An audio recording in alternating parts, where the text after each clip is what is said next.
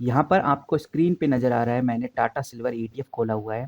आज हम जानेंगे कि ओवरऑल सिल्वर क्यों तेज़ी से नीचे गिर रहा है और सबसे इम्पोर्टेंट कब जाके ये रुकेगा, कब हमें तेज़ी देखने को मिलेगी। इसी के साथ हम निप्पो सिल्वर इंडिया ईटीएफ के बारे में भी बात करेंगे। हम बात करेंगे हिंदुस्तान कॉपर लिमिटेड की। वहीं अगर आप देखेंगे जो एमसीएक्स है वो भी हमें कंटिन्यू नीचे गिरता हुआ नज़र आ रहा है। बेसिकली सिल्वर ईटीएफ्स और जो एमसीएक्स क्यों तेज़ी से नीचे गिर रहे हैं, क्यों आज फिर से सिल्वर में 6 से 7% का डाउनफॉल हमें देखने को मिला, क्यों ये जो एमसीएक्स है जो सिल्वर के रियल प्राइस के ऊपर चलता है, क्यों एमसीएक्स के ऊपर सिल्वर 2.29 लाख के आसपास हमें जाता हुआ नजर आया। इसके 3 मुख्य रीजन देखने को सामने आ रहे हैं। 3 ऐसी बातें निकल के सामने आ रही हैं जिसकी वजह से सिल्वर हमें तेजी से गिरता हुआ नजर आ रहा है। सिल्वर यानी कि सिल्वर ईटीएफ हमें तेजी से नीचे गिरता हुआ नजर आ रहा है। अब यहाँ पर अगर आप टाटा सिल्वर ईटीएफ में हैं, या फिर अगर आप निप्पो सिल्वर ईटीएफ में हैं, या फिर अगर आप एचडीएफसी या किसी और सिल्वर ईटीएफ में हैं, तब भी आपके लिए यही तीनों रीजन वैलिड रहेंगे। सबसे पहला और सबसे बड़ा रीजन जो निकल के सामने आ रहा है, जो बिजनेस स्टैंडर्ड ने भी इस रीजन को पब्लिश किया है, वो है डॉलर का मजबूत होना। अमेरिकन डॉलर बहुत तेजी से मजबूत हो रहा है। वहाँ के आईटी कंपनीज में बड़ी बिकवाली देखने को मिल रही है। और ये बात बिल्कुल सही है, जब जब डॉलर बढ़ता है तो गोल्ड और सिल्वर जैसी कमोडिटी के अंदर हमें डाउनफॉल देखने को मिलता है, ये काफ़ी सस्ते हो जाते हैं। तो ये एक बड़ा रीजन है जिसकी वजह से टाटा सिल्वर ईटीएफ हमें नीचे की तरफ गिरता हुआ नजर आ रहा है। वहीं दूसरा जो सबसे बड़ा रीजन निकल के सामने आ रहा है वो है साइकोलॉजिकल लेवल पे सिल्वर का टूटना। सिल्वर ने $7 पर आउंस के लेवल को तोड़ दिया है, जिसकी वजह से एक पैनिक सेलिंग शुरू हो गई है। और ये पैनिक सेलिंग साइकोलॉजी लेवल पे हो रही है, क्योंकि लोगों को लग रहा था कि सिल्वर $70 से नीचे नहीं जाएगा, बट उसने उसको भी ब्रेकआउट कर दिया है। तो एक पैनिक सेलिंग हमें देखने को मिल रही है। बाकी पूरे ईटीएफ में आपको एक ब्लड बाथ देखने को मिल रहा है, क्योंकि जो सिल्वर फ्यूचर्स है वो तेजी से नीचे गिरा है, जिसका सीधा असर ईटीएफ पे हमें देखने को मिला। हर तरह का ईटीएफ, चाहे वो एसबीआई ईटीएफ हो, टाटा सिल्वर ईटीएफ हो, निप्पो सिल्वर ईटीएफ हो, सब में हमें 6 से 8% तक का डाउनफॉल देखने को मिला। पिछले एक हफ्ते में सिल्वर अपने पीक पे था, लेकिन अभी एक हफ्ते के अंदर अंदर 45% तक सिल्वर नीचे गिर गया है। और वहीं अगर बात करें कॉपर की, तो कॉपर भी सिल्वर के साथ चलता था, लेकिन कॉपर भी आज हमें नीचे गिरता हुआ नजर आ रहा है। जो लंदन मेटल एक्सचेंज है, वहाँ पर भी कॉपर लगभग 3 से 4% गिरा है, जिसकी वजह से पूरे ग्लोबल में जो कॉपर मार्केट है वो हमें नीचे गिरती हुई नजर आई। वहीं चाइना की जो डिमांड है वो भी धीरे धीरे डिक्रीज हो रही है, क्योंकि चाइना ही दुनिया का सबसे बड़ा कॉपर कंज्यूमर है। चाइना में कॉपर की डिमांड तेजी से कम हो रही है, और सप्लाई ज़्यादा होने की वजह से, डिमांड कम होने की वजह से कॉपर आज हमें नीचे की तरफ गिरता हुआ नजर आ रहा है।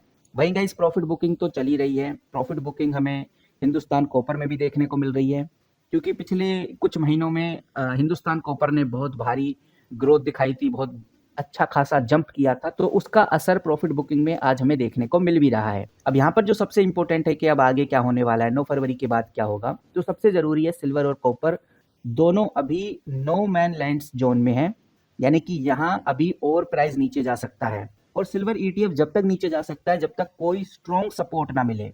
अगर मजबूत सपोर्ट मिल जाता है तो सिल्वर ईटीएफ रुक सकता है, स्टेबल हो सकता है। कुछ न्यूज आर्टिकल्स और मीडिया हाउसेस ने भी सिल्वर ईटीएफ को तेजी से गिराने में कोई कसर नहीं छोड़ी है। जैसे हमने देखा है न्यूज में मार्जिन बढ़ाने को इस तरह से दिखाया जा रहा है जैसे सिल्वर ईटीएफ की ट्रेडिंग ही बंद हो गई हो।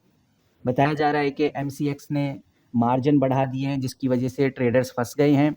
लेकिन रियलिटी तो ये है कि एमसीएक्स और सीएमई हमेशा मार्जिन तभी बढ़ाते हैं जब प्राइस बहुत तेजी से ऊपर या नीचे होता है। ये सेफ्टी के लिए किया जाता है ताकि कोई बैंक करप्ट ना हो जाए। और आपको यही बताना चाहूँगा, ये सीएमई या एमसीएक्स ने जो मार्जिन बढ़ाए हैं ये टेम्परेरी हैं, और मार्केट सेटल होते होते मार्जिन वापस नॉर्मल हो जाते हैं। ऊपर से गाइज ये भी देखने में आ रहा है कि जो यूएस और ईरान था, यूएस और ईरान के बीच में जो कॉन्फ्लिक्ट चल रहे थे, ओमान में अमेरिका और ईरान के बीच में जो बातचीत है वो हो चुकी है, चीज़ें सेटल आउट हो चुकी हैं, जिसकी वजह से जब इन्वेस्टर सेफ हेवन की तरफ जा रहे थे, प्रीशियस मेटल्स की तरफ जा रहे थे, अब वो डिमांड कम हो गई है। यानी कि जो वॉर का डर था वो काफ़ी कम हो गया है, और लोग सोना चांदी बेचकर अब मार्केट में फिर से आ रहे हैं। वहीं एक अपडेट मैं ऑलरेडी पहले भी आपको बता चुका हूँ, केविन वारस की एंट्री से भी सिल्वर तेजी से नीचे गिरा है। न्यू फेड चेयरमैन नॉमिनी के लिए केविन वारस को चुना गया है, जो कि अपने रूल और रेगुलेशन को बहुत सख्ताई से फॉलो करते हैं। और बोला ऐसा जाता है जब भी केविन वारस गवर्नमेंट में आए हैं तो यूएस डॉलर मजबूत ही रहा है। तो कहने का मतलब ये है कि जिन लोगों ने 1 से 2 लाख पर चांदी ली थी, अब वो डर के मारे प्रॉफिट बुकिंग कर रहे हैं और वही हाल आज हमें मार्केट में देखने को मिल रहा है।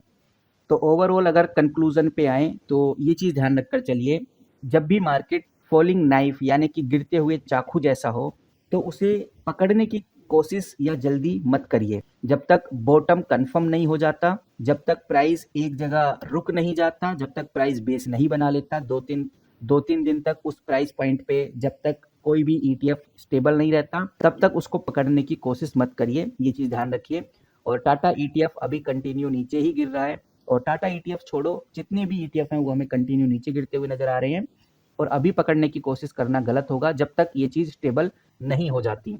जब एक प्राइस पे आकर ये स्टेबल होगा, 2-3 दिन तक उसी प्राइस पे उसके आसपास रहेगा, तब सही टाइम है मार्केट में घुसने का। अब आप किस तरह से देखते हैं इन ईटीएफ्स को, कमेंट करके जरूर बताइए, आपकी क्या राय है वो भी हम जानना चाहेंगे। सिल्वर और गोल्ड ईटीएफ से रिलेटेड जो अपडेट्स होती हैं, जो खबरें होती हैं, हम आपको इसी तरह से प्रोवाइड करते रहते हैं।